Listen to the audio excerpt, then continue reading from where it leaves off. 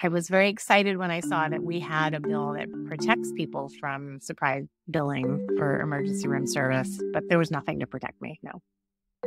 No one is challenging the No Surprises Act itself. It's going to be the law. The question is, what are the details? How does it work? And that's one of the things that they're working to figure out.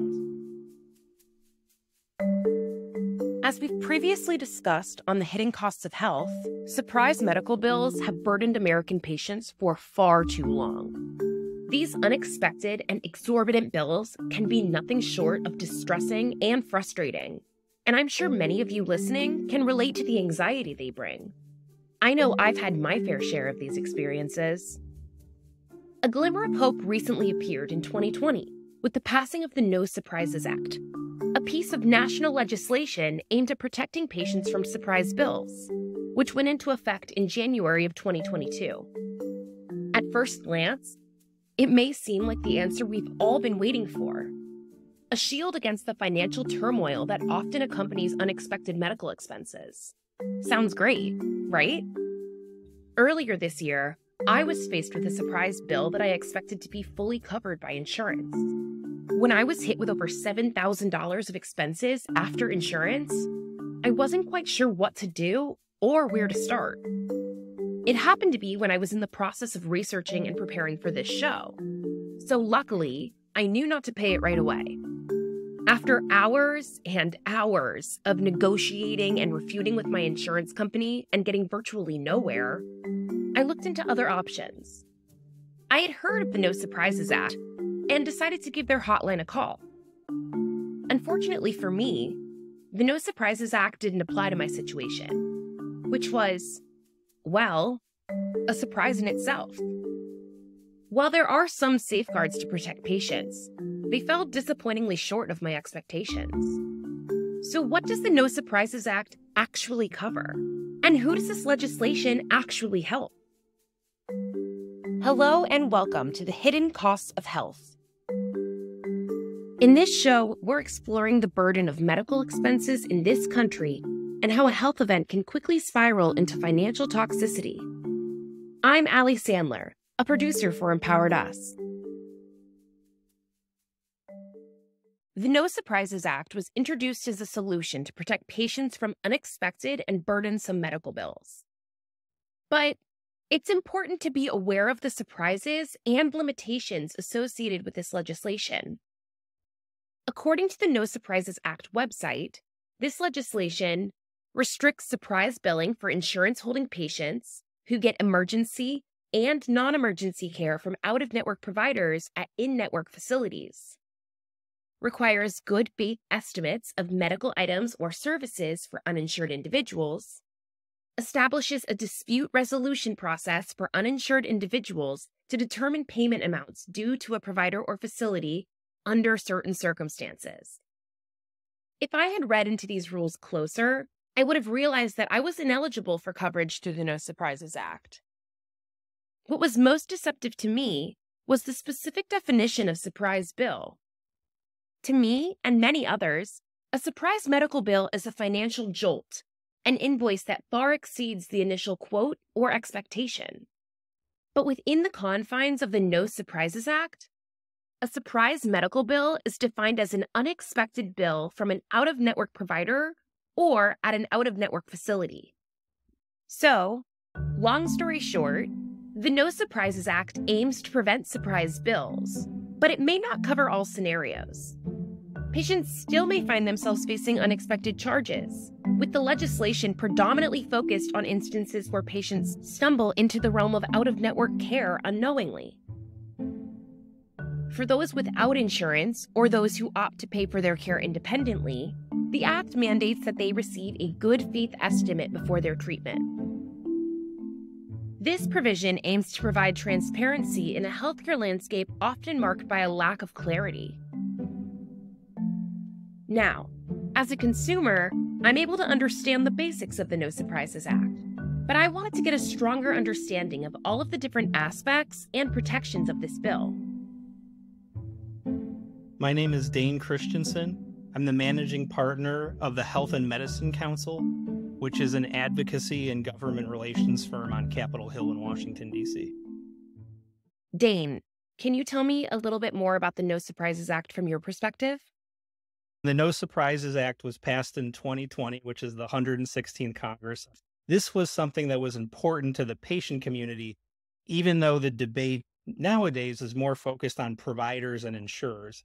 And the issue at that time was if you were particularly a rare disease patient, you'd be hit with surprise medical bills because when you needed care, particularly emergency care, you might not know what is in network, what is out of network, where should I go, and you're having an emergency. This was people who are experiencing these problems firsthand and them saying, seems unfair to me, or this does not make sense, telling that to their elected officials on Capitol Hill, and them trying to respond through their mechanisms and the federal health service to come up with a way to deal with this in an appropriate fashion and have a policy solution.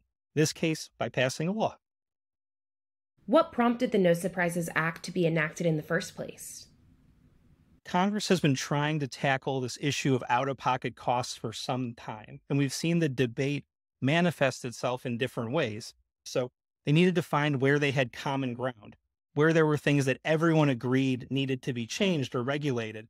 At the time in 2020, when the bill passed, you had a Republican-controlled Senate, a Democratic-controlled House. You probably had very progressive proposals on out-of-pocket costs. You had very conservative proposals on out-of-pocket costs. The middle ground and where consensus emerged was on the No Surprises Act. That didn't move forward because of one party or one politician. It moved forward with both parties and both chambers because folks had heard from their constituents, knew this was a problem. And in this broader scheme of how do we make good health policy and lower out-of-pocket costs, they said, what we can get done now in this year is regulating and fixing this issue of surprise medical billing. Is this act more helpful for people who are insured or for those who are uninsured? Healthcare is very complex and increasingly personalized, but I would believe on its face, in the spirit of the law, this is more for people who are insured. Because if you are not insured, or if you have something like Part A benefits for Medicare, there's going to be a cohesive national coverage level for you. The No Surprises Act is actually largely regulated by the Department of Labor. The issue that would come up is that you have an amount that you're expecting to pay. You say, I have a health plan. It says, this is my out-of-pocket maximum. It says, I do this much when I go to the hospital. I pay this much when I see a doctor.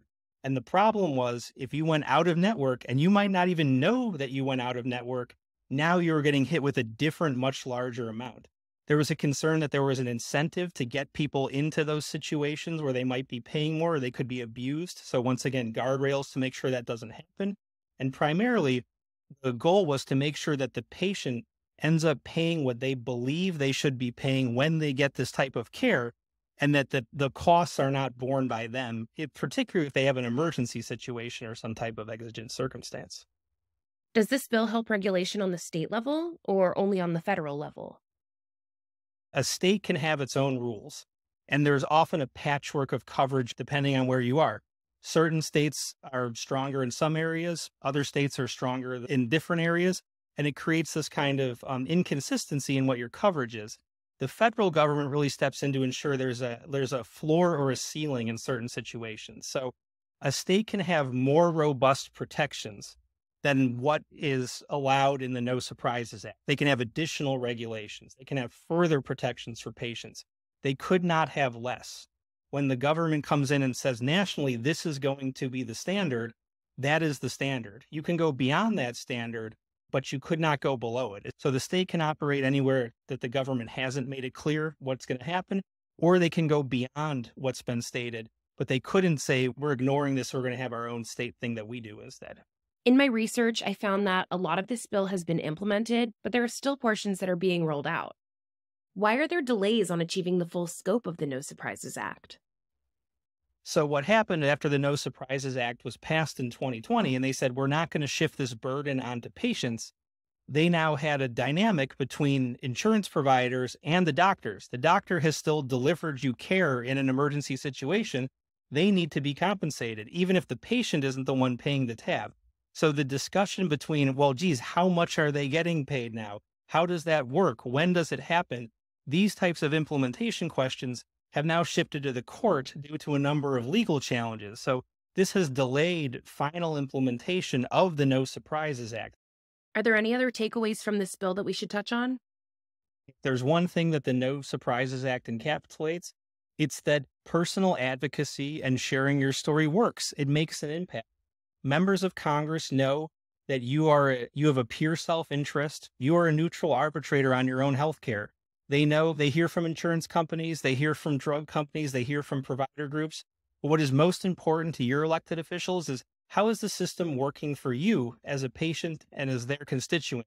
Don't get disheartened. Don't get jaded. You might not agree with the politics of whoever is your senator or representative, but you should have every expectation that if you reach out to their office, you ask for help, whether it's on something like a medical bill or to advocate for something like the No Surprises Act, they are going to figure out a way to respond to you positively. And even raising awareness of the issue allows them to make policy decisions with your input. The No Surprises Act shows the power of patient advocacy on the national level. While it has its strengths and weaknesses, there's no denying that this bill has the capacity to make huge impacts on the way the government interacts with the medical billing system. I thought it would be a good idea to give you a rundown of what the No Surprises Act encapsulates for patients at the current moment. First off, if you use insurance, the No Surprises Act protects you from unexpected out-of-network bills from emergency room visits and non-emergency room care that's out-of-network at an in-network hospital. For example, if you're being treated at a hospital that's covered by your insurance, but the attending physician is out-of-network and they don't let you know ahead of time with a good faith estimate, you are covered by this bill. When I received a surprise bill, this was the part of the No Surprises Act that confused me the most. The language used makes it sound like in-network surprise bills are covered, which they are not. Air ambulance services are also protected. However, ground ambulances are not, as roughly 85% of all emergency ambulance rides are out of network. If you don't use insurance, providers must give you a good faith estimate of how much your care will cost at least 3 days in advance, or if you ask for one. You may be able to dispute your bill if it's at least $400 more than the estimate. However, the No Surprises Act does not require this if you're being treated for emergency care.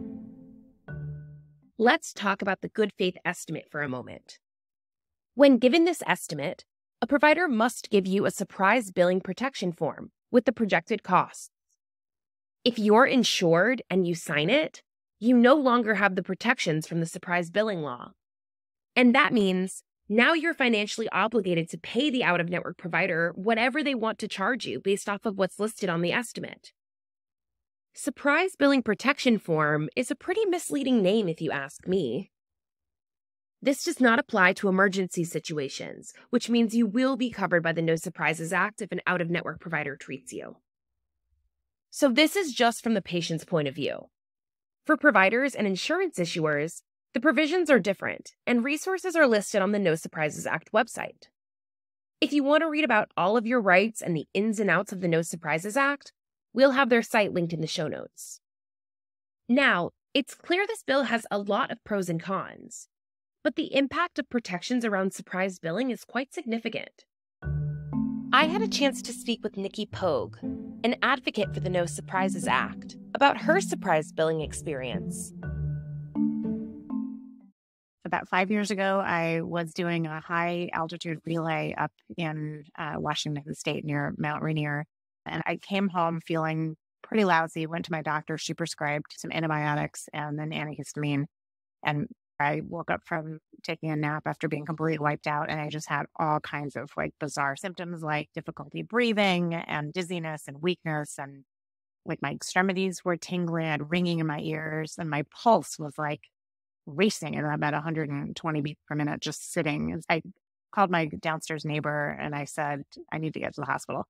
And off we went. And we went to what logically anybody would suspect is a good idea, is going to your closest hospital. Nobody really has time to start looking through the paperwork to see what's in network. And it turned out that the hospital I went to was out of network. And I was slapped with a tremendous $13,732 bill for 5 hours in the hospital and after insurance. And when I got this bill, I thought, It's insurance. I have insurance. I have insurance. Not a problem.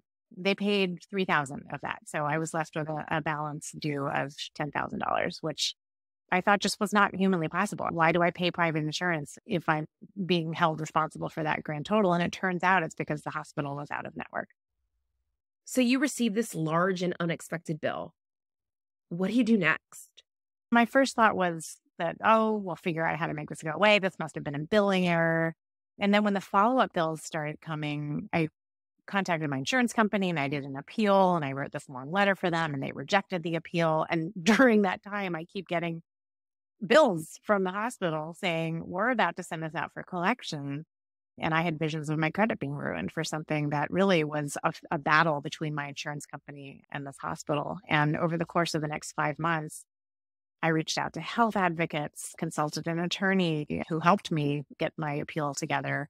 I researched my state and federal legislation options. I also got very intimately familiar with hospital charge masters, which is the giant Excel spreadsheet document that itemizes inscrutably, but it itemizes the cost of everything from a syringe to a mask to an Advil to a Band-Aid to a level 5 emergency room. And I compared notes across different hospitals to see how much things cost. And I realized that I was being charged basically 2 to 3 times what other hospitals in San Francisco were charging.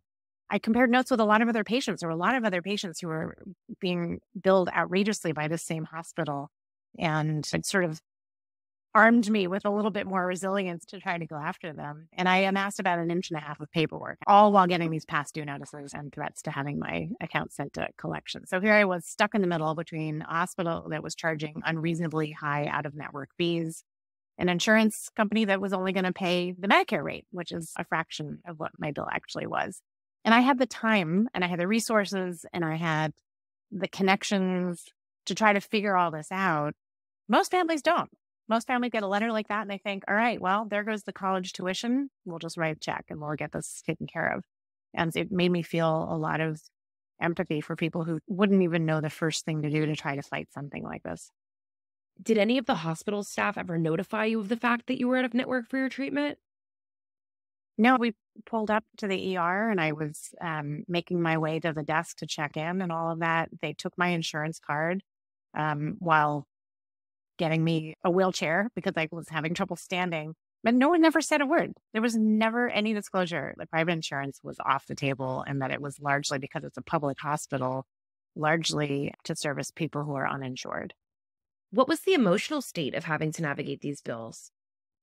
It was incredibly stressful because I had to pop into our little phone booth to have phone calls with health advocates, and attorneys work during the day, and definitely detracted from time spent sitting at your desk to have conversations with people who could be helpful to you. And on top of that, you have a family to take care of and groceries to buy. And I found that a lot of my evenings were spent sitting down researching things that really should not have been a good use of my time.